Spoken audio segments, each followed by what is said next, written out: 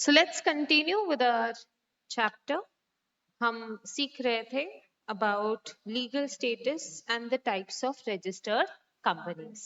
Yes, all set now. हमने सीखा last session में what is a company.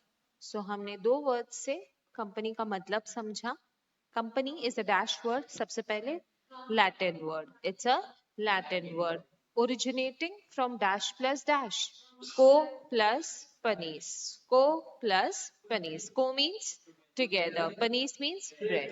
Okay, वो याद आ रहा है. उसके बाद हमने देखा कि कंपनी जो फॉर्म हो सकती है, it could either be under special act or companies act. Special act वाले दो examples बता दो.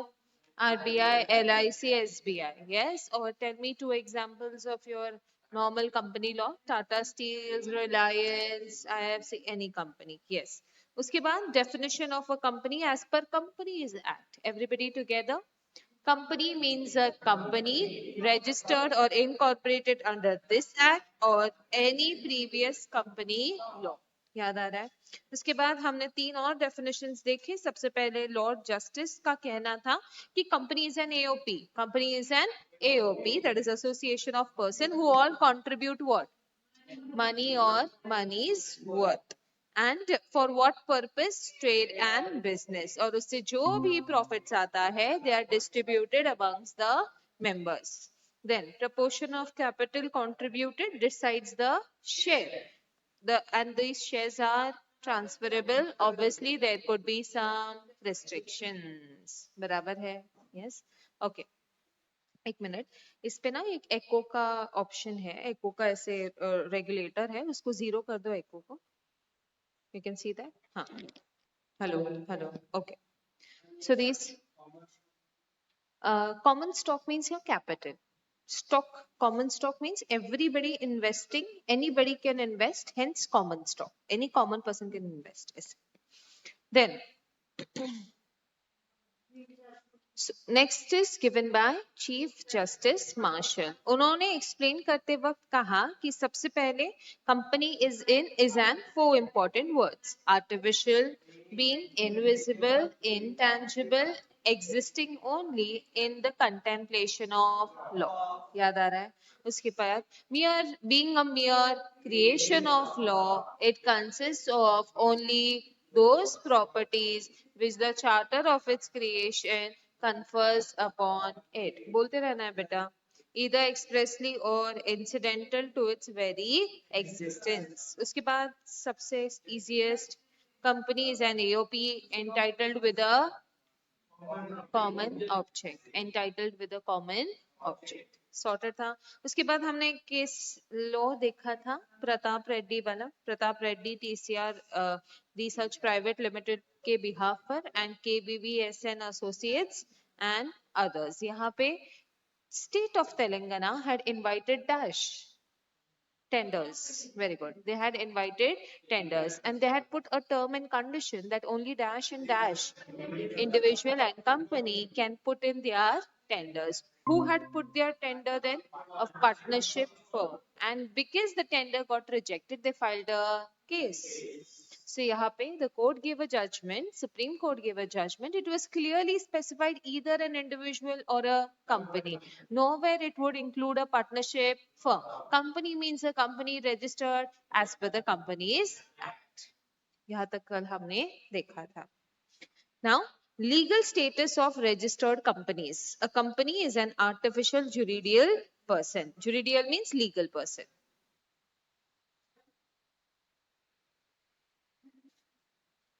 Okay. Since a body corporate, that is a company, is a creation of law, it is not a human being. It is an artificial being, not a human being. It is an artificial judicial person created by law. And it is clothed with many rights and obligations, powers and duties described by law. तो ये सारी चीजें law बताता है. उसके rights, obligations, powers, duties ये क्या होगी, right? Then it can, however, do everything that a natural person can do, except certain acts which require personal execution. कुछ चीजों के लिए personal execution लगता है, जैसे कि पढ़ाना. It's a personal execution skill. singing, dancing, that is all personal executions, personal skills involved that a company cannot do, obviously. Painting, that a company cannot do. Thus, a company cannot marry or divorce. It cannot vote in an election. On incorporation, the company acquires a separate legal entity status distinct from and independent of its members. तो अभी तक हमने सीखा कि उसको law बनाता है, hence वो human being नहीं है, वो एक artificial being है. It is cloth with a legal personality और लॉ उसमें बताता है कि उसके राइट्स क्या होंगे, ऑब्लिगेशंस क्या होंगे, पावर्स क्या होंगे और ड्यूटीज क्या होंगे. लेट्स रिपीट, लॉ क्या क्या बताता है, उसमें क्या क्या होगा, rights, obligations, powers and duties. ये कौन बताता है, लॉ. सारी चीजें like the human being company भी कर सकता है क्या, yes, but only certain things that require personal execution वो कंपनी नहीं कर सकता. कुछ examples, it can not marry, it can not take a divorce, it can not vote in an election. बराबर. Then on incorporation it becomes SLE. What is SLE? Separate legal entity. Yes, distinct from and independent of its members. तो पहला point आप ये लिखोगे, क्योंकि law जन्म देता है, it is not a human being, it is an artificial person. Cloth with many, next point आप ये लिखोगे कि it has many rights, obligations, powers and duties prescribed by law. It is not a natural person. It can do except certain acts that require personal execution. It cannot marry, cannot divorce, cannot vote. It is an SLE on incorporation. Next, unlike a partnership which has no separate existence from its partners, a company has separate corporate existence.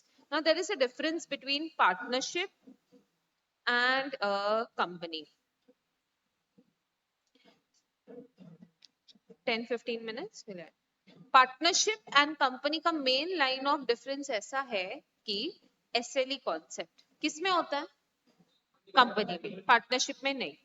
तो SLE concept नहीं है. अगर मैं कभी भी पूछूं what do you mean by no SLE concept, तो आपको कहना है पार्टनर एंड पार्टनरशिप फर्म एक ही है.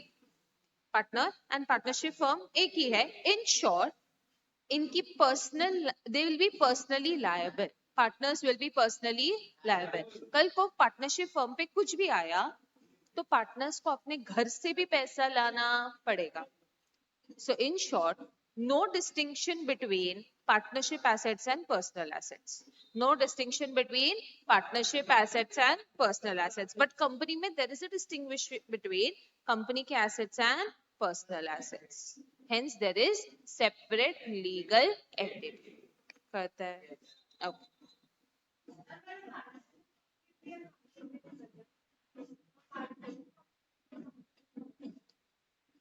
How?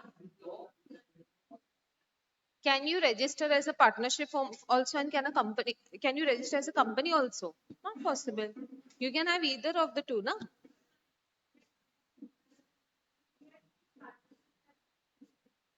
The name would have the word company. Company means togetherness. Name के आगे private limited था, limited था, हाँ? नहीं ना. कंपनी के आगे प्राइवेट लिमिटेड, लिमिटेड ऐसे वर्ड्स लगते हैं. कंपनी ये word is for the firms only. जैसे ये एसोसिएट्स वर्ड है, वैसे company word. That doesn't mean it's a company, it's a partnership firm. It is different from members who constitute it. The most striking characteristics of the company are discussed below. सबसे पहले corporate personality, company की personality corporate होती है. दूसरा, perpetual succession, members आए या जाए company चलते रहेगी. मेंबर्स आया जाए कंपनी चलते रहेगी. सेपरेट प्रॉपर्टी, कंपनी अपने खुद के नाम पर प्रॉपर्टी खरीद सकती है. ट्रांसफरेबिलिटी ऑफ शेयर्स, जो भी शेयर्स आपके पास है क्या आप बिंदास बेच सकते हो किसी और को. Yes. Next, capacity to sue और टू बी सूड, क्या हम कंपनी पे केस फाइल कर सकते हैं. यस. क्या कंपनी हम पे केस फाइल कर सकते हैं.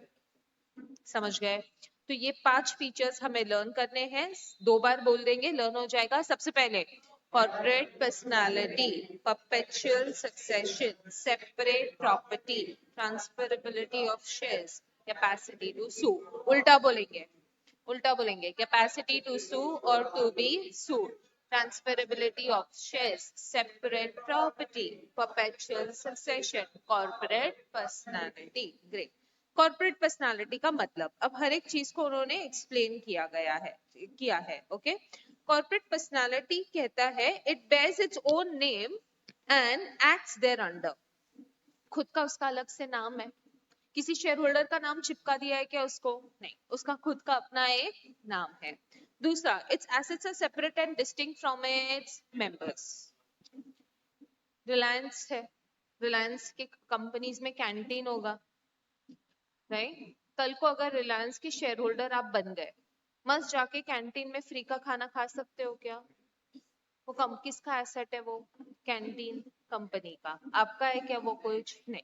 तो जो कंपनी के एसेट्स होते हैं ना, उस पे मेंबर्स का कोई अधिकार नहीं होता। सो कंपनी के एसेट्स कंपनी के होते हैं, आपका नहीं है। आपका उसमें क्या है? सिर्फ एक हिस्सा ओवर प्रॉफिट्स, प्रॉफिट का एक हिस्सा, या फिर कल को कंपनी जब लिक्विडेट होगी उसमें आपको हिस्सा मिलेगा, बट एसेट्स में आपका कोई पार्टिसिपेशन या आपका कोई इसमें ओनरशिप नहीं है।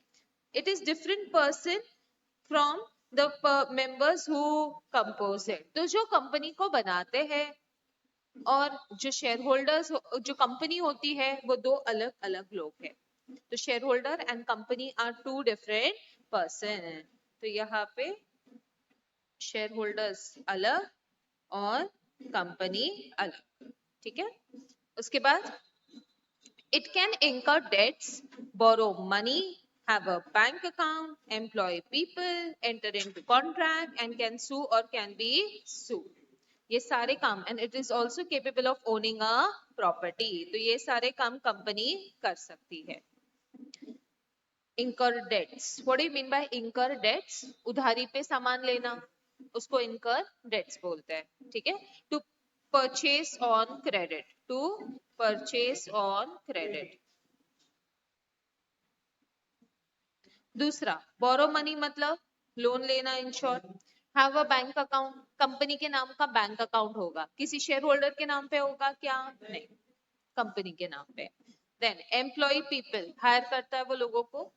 एंटर इनटू कॉन्ट्रैक्ट, जो भी कंपनी कॉन्ट्रैक्ट्स करती है कंपनी के नाम से होता है, शेयर होल्डर से नहीं। And can be sued and sued. And also capable of owning a property, company के एसेट्स किसके नाम पे खरीदे जाते हैं? Company. Super easy concepts. Its shareholders are its notional owners and do not own anything in it except ownership of shares. Notional समझता है? What is notional shares? Notional owners.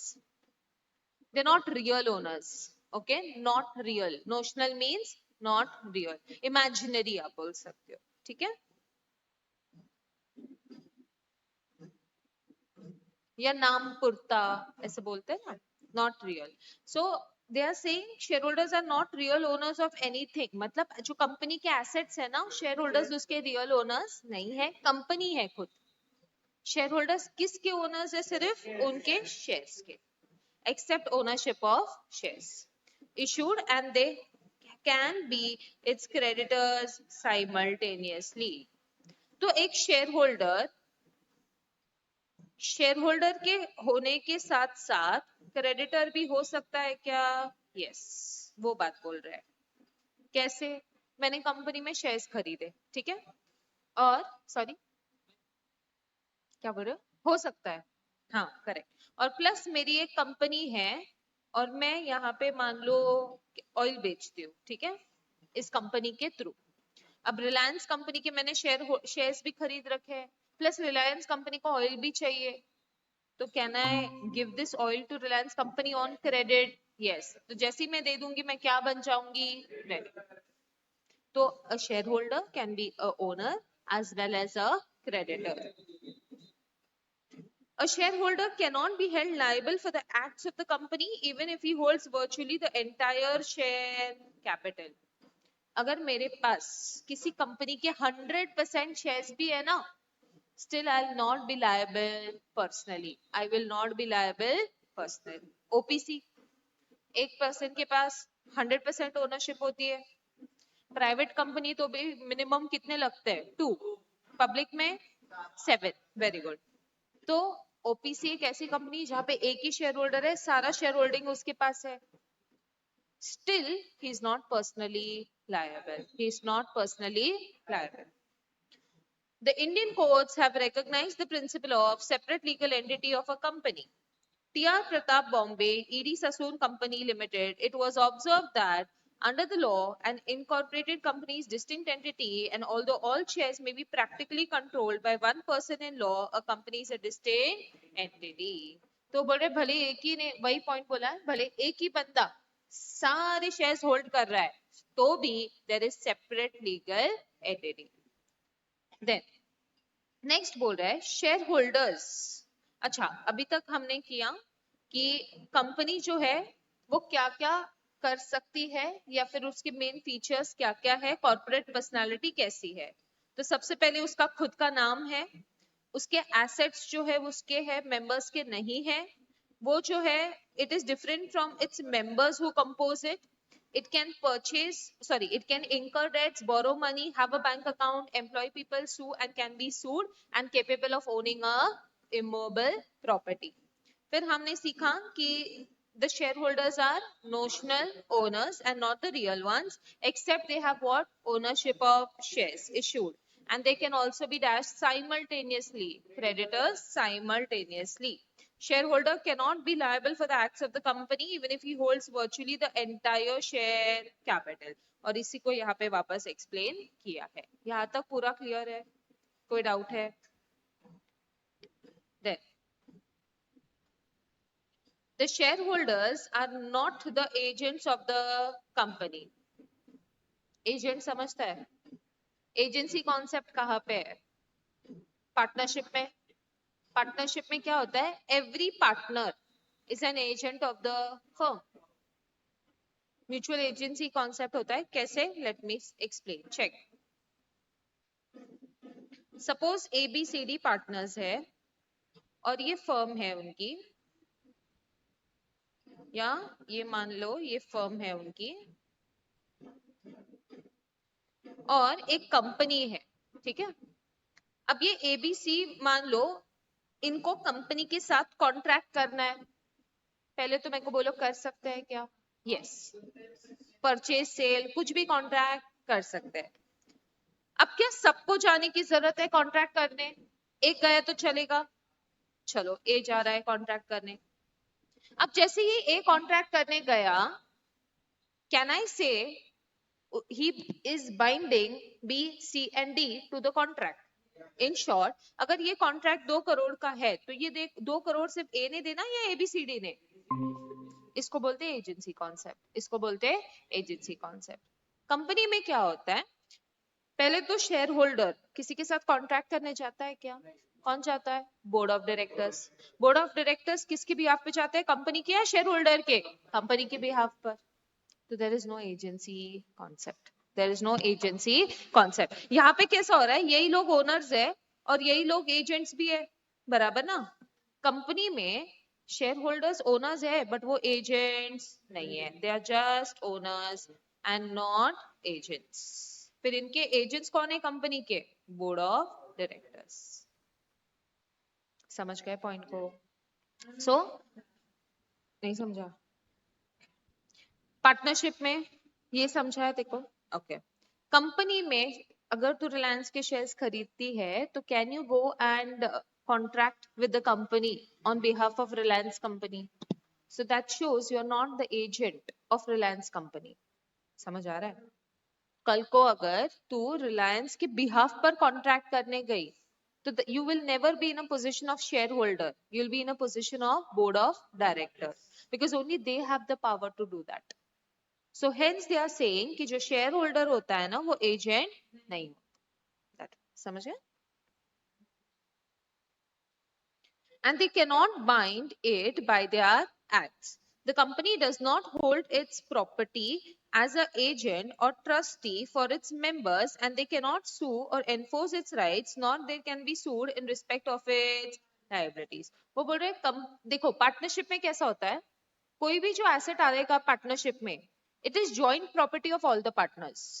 तो मान लो ये पार्टनरशिप फर्म है, ओके, तो ये जो table है ना, ये सारे पार्टनर्स को बिलोंग करता है। कंपनी में, रिलायंस कंपनी में एक टेबल है, does it belong to share holders?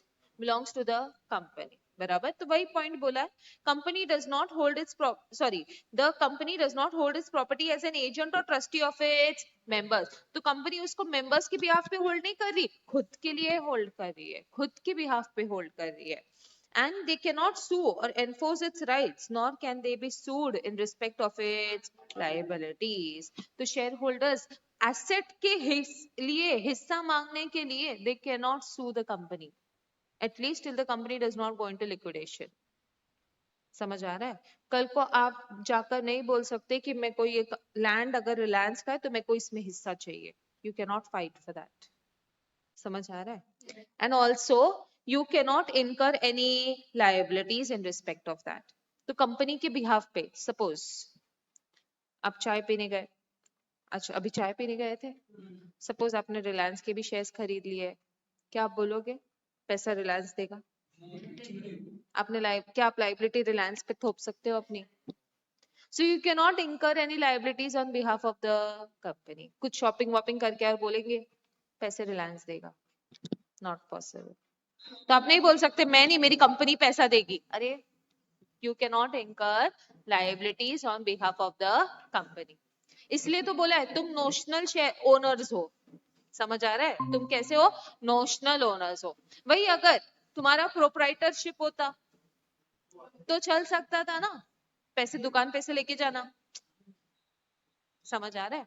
But Reliance से लेके जाना नहीं। Thus, incorporation is the act of forming a legal corporation as a juristic person. A juristic person is in law also conferred with, come on, rights and obligations and is dealt in accordance with law. In other words, the entity acts like a natural person but only through a designated person whose acts are processed with the ambit of law. And who is that designated person? Who can we call them? Very good. Board of directors, MD, manager, CEO, कुछ भी बुलाओ, KMPs, anybody.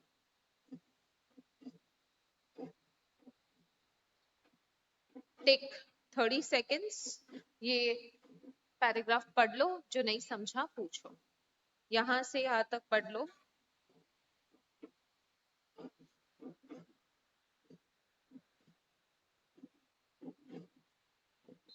Just one more day we'll have to bear with it. कल तो वही लेंगे session, but only for today. 26th को खत्म हो जाएगा probably.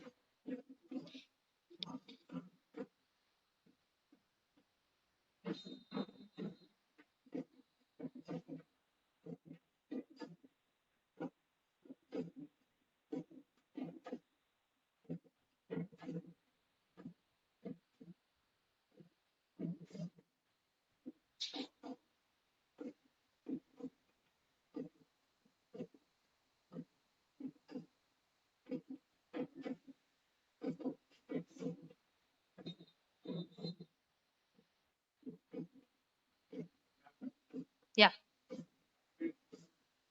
Within the ambit मतलब within the scope.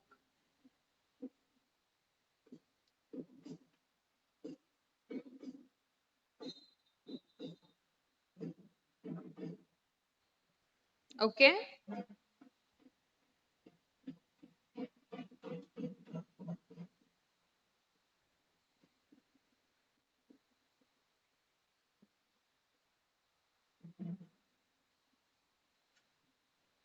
Next point ready? Yes. सुना है आप लोगों ने? कैसे? हाँ? CSCET.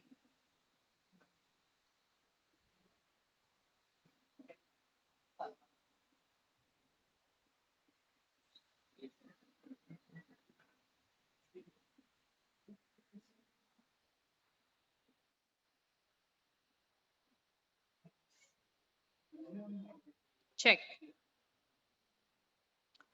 Now, a very landmark case, we are going to understand the story. ठीक है? बहुत अच्छे से focus करना. Salomon versus Salomon. तो salmon versus salmon company limited. अब आप देख रहे हो क्या हो रहा है यहाँ पे, कौन केस फाइल कर रहा है? जिसने कंपनी फॉर्म की ना वही अपने कंपनी पे क्या कर रहा है, केस फाइल। ओके, अब क्या सीन है देखो ध्यान से।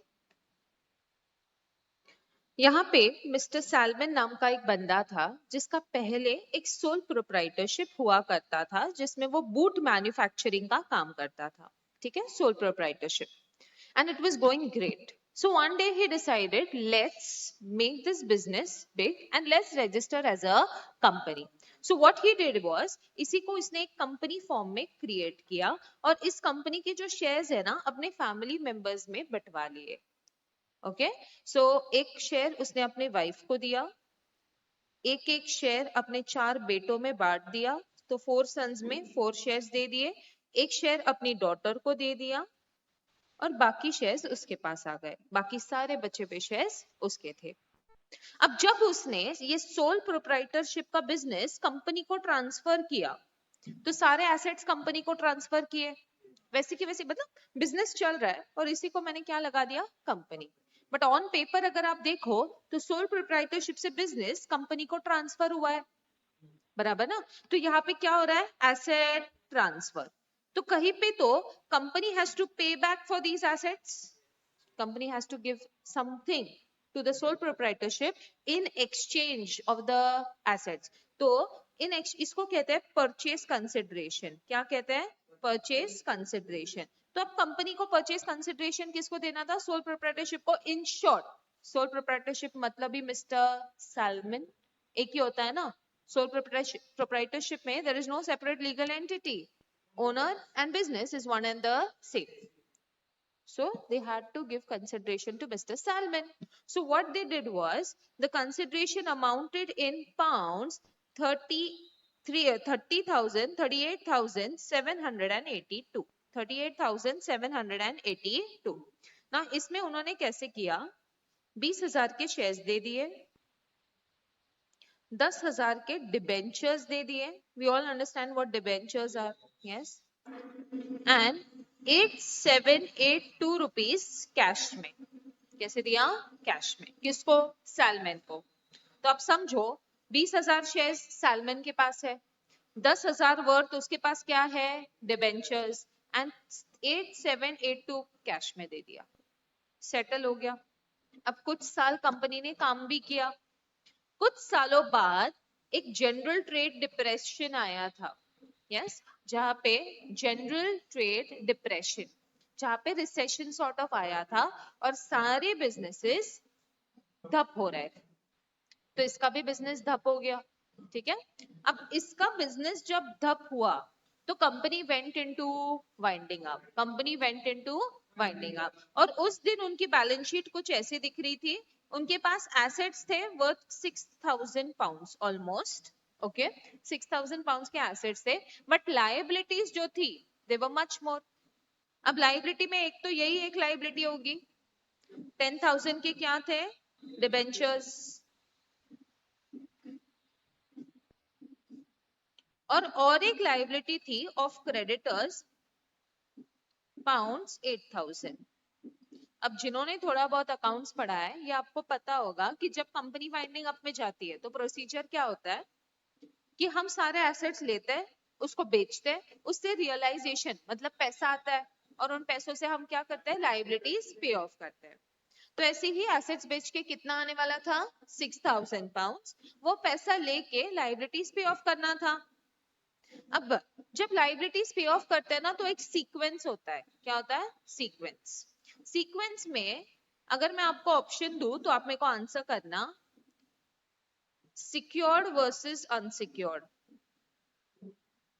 सिक्योर्ड समझता आपको, एंड अनसिक्योर्ड भी, तो किसको पहले देना पड़ेगा, वेरी गुड, सिक्योर्ड को देना पड़ेगा। उन्होंने रिस्क कम लिया है ना सिक्योर्ड वालों ने, तो पहले इनको पे करना पड़ता है। ठीक है, अब इसमें कैसे था कि debentures were secured over assets of the company and creditors were unsecured. तो लाइन में पहले किसको देना पड़ेगा, डिबेंचर्स को, फिर जाके किसको मिलेगा, क्रेडिटर्स को। बट उतना पैसा है क्या, तो इन शॉर्ट ये 6,000 पूरा का पूरा किसको जाने वाला था? सैलमन को। इन शॉर्ट किसको जाने वाला था? सैलमन को। अब केस चल रहा है कोर्ट में। क्रेडिटर्स अपने डिफेंस में आवाज उठा रहे हैं, क्रेडिटर्स, कंपनी के क्रेडिटर्स। हेंस केस जो जिसने फाइल किया है ना, वो कंपनी ने किया है, कंपनी के क्रेडिटर्स ने किया है। उनका कहना था कि सैलमन ने कंपनी बनाई, वही डिवेंचर्स होल्ड कर रहा है, वही कंपनी का मेन बिजनेस हैंडल कर रहा है, तो कंपनी उसी की हुई। तो ये जो पैसे है पहले उसने बाहर वालों को देना चाहिए, फिर घर वालों को। ये किसका कहना था? क्रेडिटर्स का। लेट मी रिपीट, क्रेडिटर्स बोल रहे हैं सैलमन जो है उसी ने कंपनी फॉर्म की, उसने ही खुद को डिबेंचर्स इश्यू कर दिए। तो उनको ऐसे लग रहा था कि ये सैलमन की क्या है, साजिश है।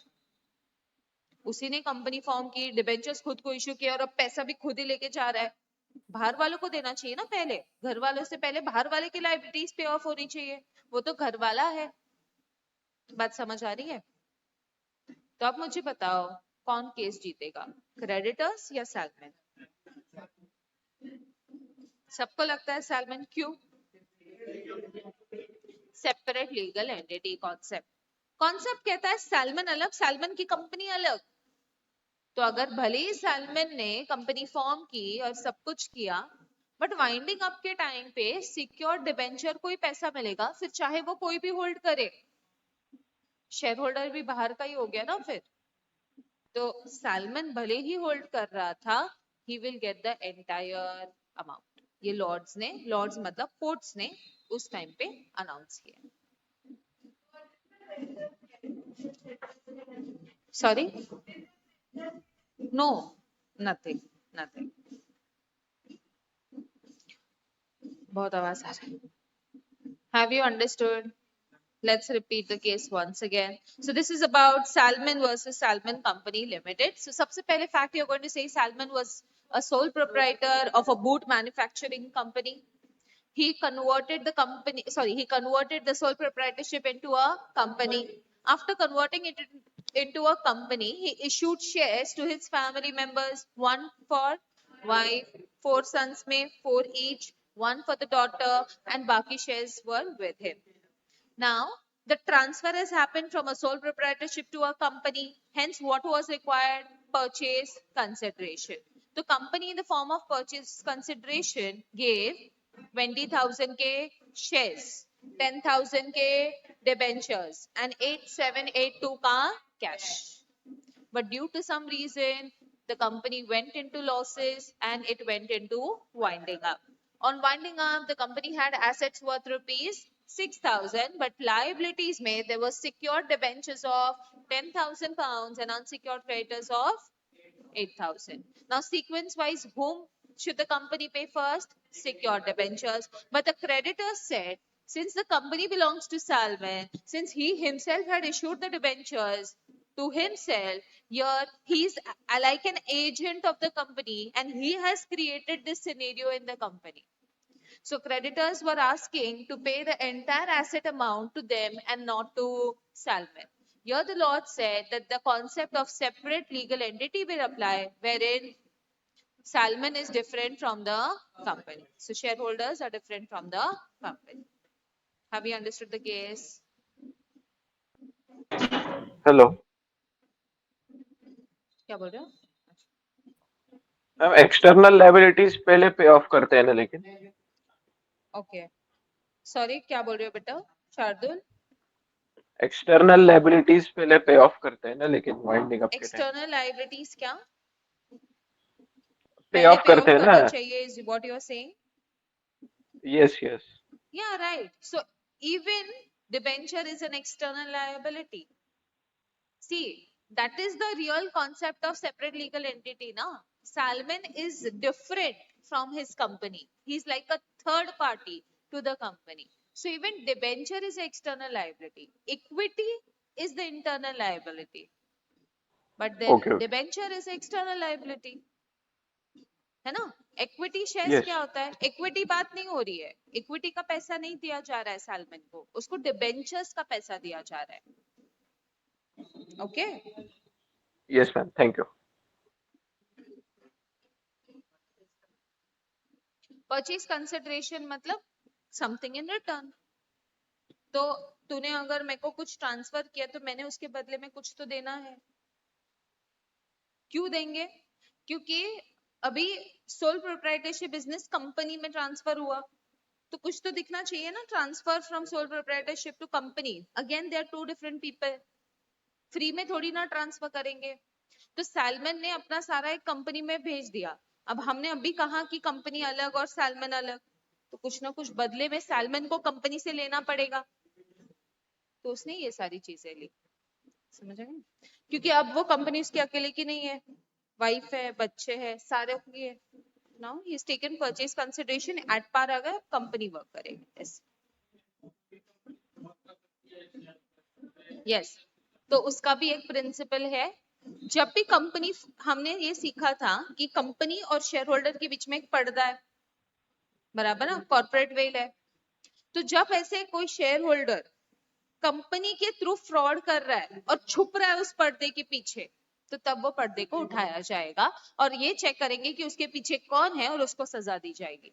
अब यहाँ पे क्या हुआ कि सच में वो ट्रेड डिप्रेशन आने की वजह से लॉसेस हुआ, सैलमन का इसमें कोई हाथ नहीं था, तो इसलिए पर्दे को नहीं उठाया। समझ गया?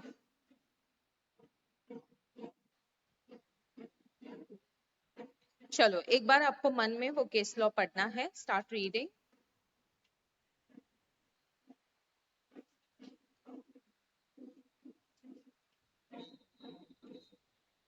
एंड जो नहीं समझा वो पूछो।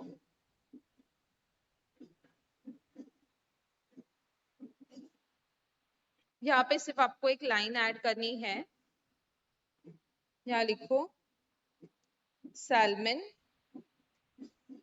owned a business of boot manufacturing.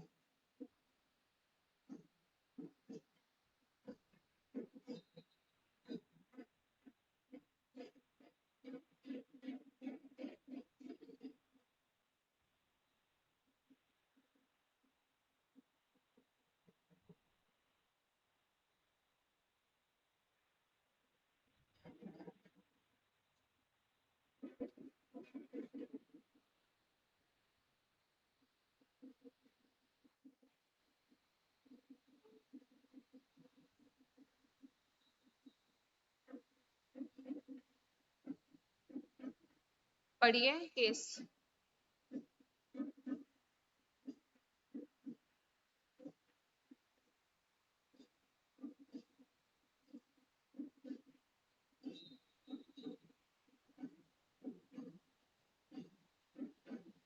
Ruhi, read the case. No phones, please, in the class.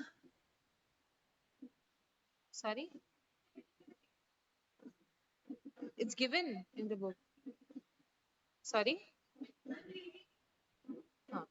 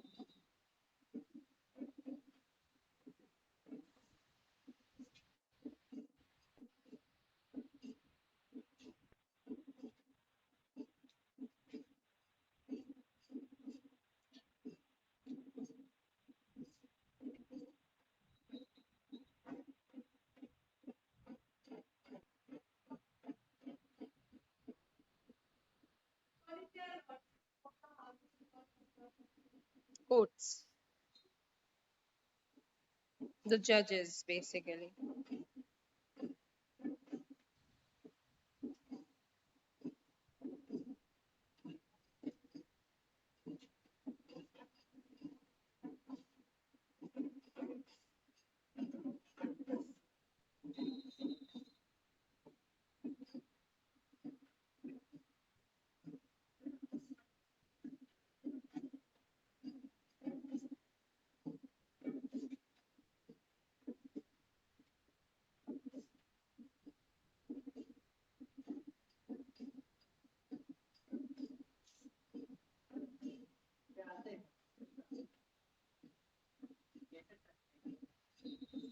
सो ये पूरा सिनेरियो आपको एक्सप्लेन करेंगे कि ऐसा ऐसा हुआ, अनसिक्योर्ड क्रेडिटर्स, तो आपको याद करना है कि ये इस केस से रिलेटेड था, तो फिर आपको ये केस लॉ एक्सप्लेन करना है।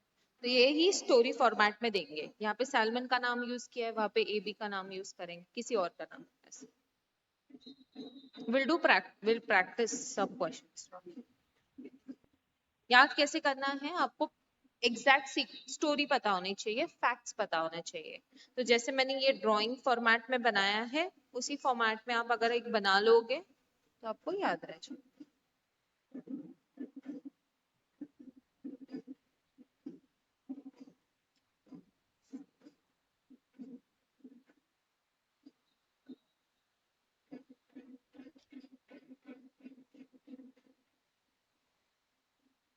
आज के लिए यही हम एंड करेंगे। आप एक दूसरे को पहले एक्सप्लेन कर दोगे ये। Yes, so two of you come ahead, otherwise you come go back. आप दोनों हो, आप दोनों हो क्या? आप दोनों, आप दोनों और आप दोनों, जो रोज करते हैं।